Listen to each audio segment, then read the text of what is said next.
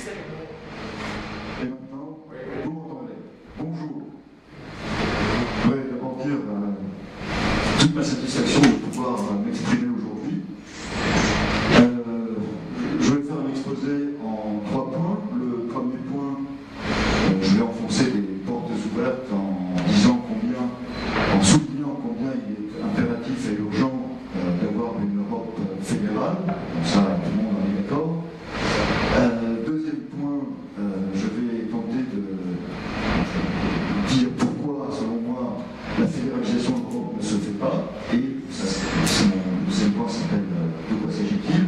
Le troisième point, que faire? Je vais tenter d'apporter des suggestions pour faire en sorte que l'UEF puisse contribuer activement à la fédéralisation de l'Europe. Voilà mon propos. Alors, je vais commencer tout de suite. Ah, c'est bon. Je ne m'occupe plus de rien, je parle. Alors, préambule, je voudrais souligner combien nous, Européens, revenons de loin. Bon, la photo est assez parlante. Il y avait en mai 68 un slogan qui disait « Sous les pavés, la plage ». Je voudrais inverser la proposition, sous la plage, sous nos plages. Est-ce que le micro marche? Non. Le sang, ça serait pas mieux. Non, c'est fort. Je vais essayer ça. Est-ce que vous m'entendez? Si tu veux qu'on puisse écrire ce que tu dis. Ah, c'est pour ça, pour l'enregistrement. Donc aujourd'hui, on pourrait dire, en inversant la proposition, que sous le plage, il y a des morts, beaucoup de morts. Quelques photos parlant, bon, ça c'est la guerre civile russe, on a réussi à faire mourir de faim des paysans, c'est un exploit extraordinaire. Ça c'est les tapis de bombes en Allemagne, bombes au phosphore, et ça brûle sur la peau et on ne peut pas arrêter. Ça c'est sur Brest ou Hambourg, 44 ou 45, peu importe. Ça c'est la guerre d'Espagne, la guerre civile, la retirada, et on voit les républicains encadrés par des gendarmes français que l'on va parquer à Argelès-sur-Mer, qui est maintenant une sympathique plage. La même chose, on voit une fille estropiée, on va insister. Ça c'est l'Ukraine. Le dernier juif d'une fille qui s'appelle Finitsa, on voit ce dernier juif abattu par un homme de Einsatzgruppe. Ça c'est la reconnaissance des morts par les femmes. Arrêtons là. Point d'avancée de l'humanité, l'Europe est capable du pire et du meilleur, et simplement que par le national-souverainisme, l'Europe s'est vautrée dans le pire durant la première moitié du XXe siècle. Guerre totale, idéologie délirante, dictature, totalitarisme déshumanisant. Sauf à accepter un avenir apocalyptique, l'Europe est redevable du meilleur vis-à-vis du reste du monde. C'est ce que je pense en tout cas. Et pour cela, elle se doit d'être une soft power, c'est-à-dire un espace modèle, c'est-à-dire limité, de paix, de prospérité, et on n'insiste jamais assez sur ce dernier point, éthique. Depuis 2011, nous avons émis un message simple, fort et clair qui est Fédération européenne maintenant. On voit ça partout. De quoi s'agit-il? Par ce slogan, l'UEF, est-ce que ça marche encore, signifie que la Fédération européenne n'est pas un idéal, comme on le dit trop souvent, mais bien un objectif, parce que l'idéal, par définition, est hors de portée. C'est comme l'asymptote en mathématiques, on ne l'atteint jamais, par définition, ça ne marche plus. Ça va. Mais bien l'objectif. Un objectif étant par définition atteignable, sous réserve d'une attitude volontariste assortie d'une stratégie appropriée. Attitude volontariste assortie d'une stratégie appropriée. D'emblée, ça n'est pas le groupe, puisque d'emblée la construction européenne était conçue comme fédérale. Robert Schuman déclarait, lorsqu'il a présenté la CECA, que cette proposition réalisera les assises concrètes d'une fédération européenne, indispensable à la préservation de la paix. On n'est pas du tout surpris. Ce qui est surprenant en revanche, c'est que 70 ans après le manifeste de Ventotene, qui ouvrait la voie au fédéralisme, l'Europe fédérale se fait toujours attendre. Ça, c'est ce qu'il y a de plus surprenant. Mais non seulement l'Europe fédérale se fait attendre, mais encore les eurosceptiques et les europhobes ont le vent en poupe, comme on l'a vu au cours des élections parlementaires de 2014. Et même les europhiles critiquent l'Europe, et à juste titre. Martin Schulz parlait en 2013 d'une Europe Frankenstein, c'est-à-dire d'une Europe création humaine monstrueuse. C'est que l'Europe actuelle, si elle est bien un géant économique, avec des défauts, est un nain politique. Situation, et là je l'ai souligné, dont la dangerosité semble échapper à l'opinion publique, et même à la plupart d'entre nous.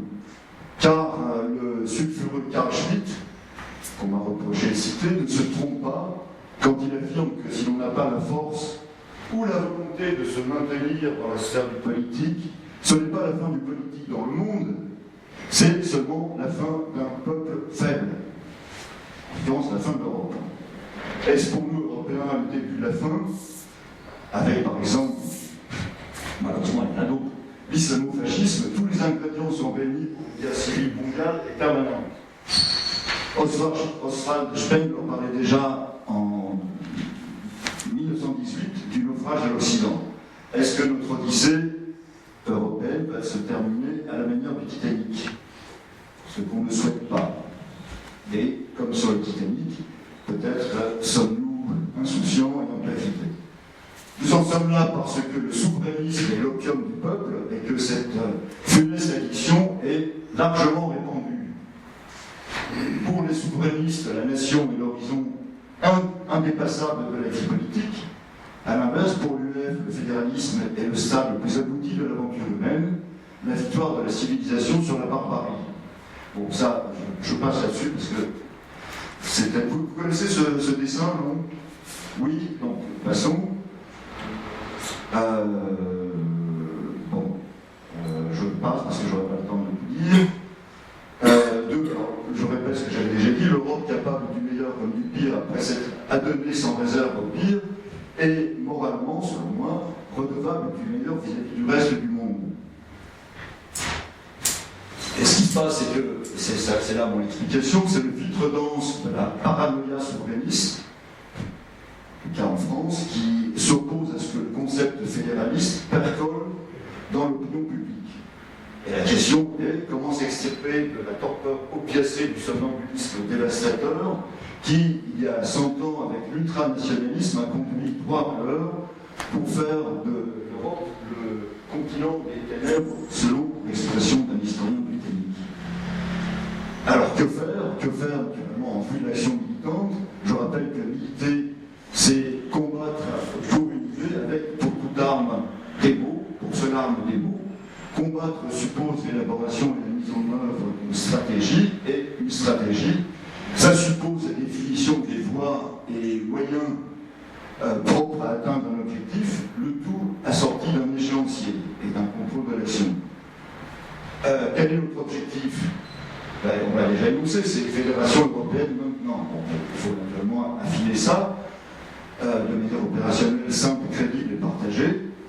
Par exemple, on pourrait dire à l'opinion publique que ce que nous voulons, il nous reste 2 minutes.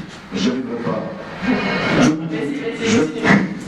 Par exemple, on pourrait dire que, voilà, je saute, l'échéancier c'est maintenant, on l'a déjà, passons,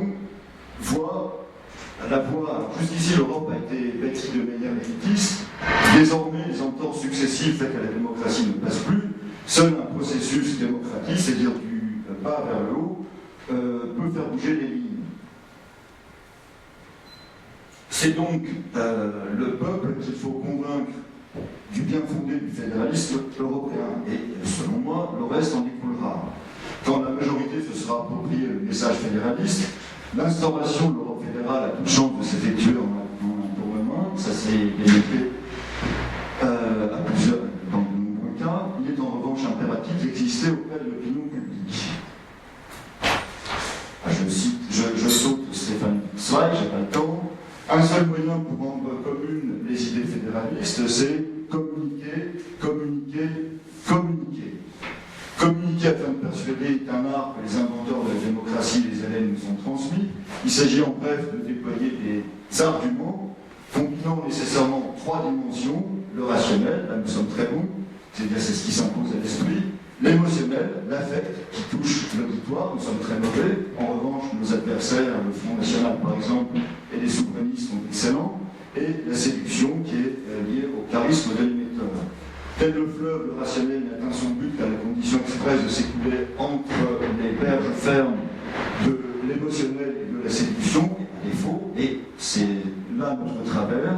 Un discours entièrement centré sur le rationnel se dissipe tel l'oued dans les sables du désert. En bref, il importe de construire avec professionnalisme et ardeur un arsenal argumentaire apte à faire voler en éclats les inepties et autres entourloupés souverainistes. La construction d'un tel arsenal argumentaire est un travail collectif, il doit être partagé et maîtrisé par tous les militants. Il doit se faire à partir de l'analyse méticuleuse des arguments de nos adversaires, les souverainistes, et c'est un travail continu qui s'enrichit continuellement. Il faut ensuite mobiliser ces armes persuasives, soit en direct par les militants, par des conférences, des exposés, des manifestations, des tractats, etc., enfin la politique classique, et à mon avis, surtout indirectement auprès des médias, qu'ils soient locaux, régionaux, nationaux, à qui des communiqués de presse seront adressés régulièrement sur des sujets d'actualité. Ce que font d'ailleurs avec talent nos collègues italiens. L'action, après, c'est pas la peine, c'est assez simple. Tout ça, la diffusion des idées neuves, ça fait l'objet d'études précis sur lesquelles je ne développe pas temps, car il nous reste de moins en moins de temps. Est-ce que c'est une mission impossible? Mission impossible. D'abord, je vais citer Valéry Xavier Lenz qui disait que celui qui combat peut perdre, mais celui qui ne combat pas a déjà perdu. L'autre question est, est-ce que cela est au-dessus de nos forces? Alors là, mon petit vidéo, là, il reste 30 secondes. Ça, là, je mets le aussi. Alors, voilà une petite vidéo qui répond à la question, est-ce que c'est au-dessus de nos forces? Alors, le texte a disparu, mais ça n'a pas aucune importance. Ce qu'on voit est assez clair, c'est l'effet domino combiné à l'effet papillon. Donc cet homme a mis un minuscule domino et il va nous démontrer que ça renverse des montagnes. Voilà, c'est ça le but. Alors son minuscule domino qu'on prend avec une pince, tellement il est petit. Voilà. Boum, voilà, on a compris.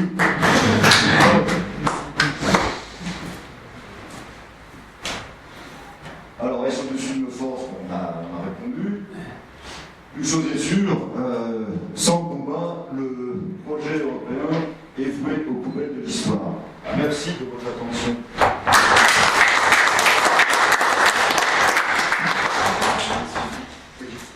Merci pour le respect du timing. Maintenant, on a 20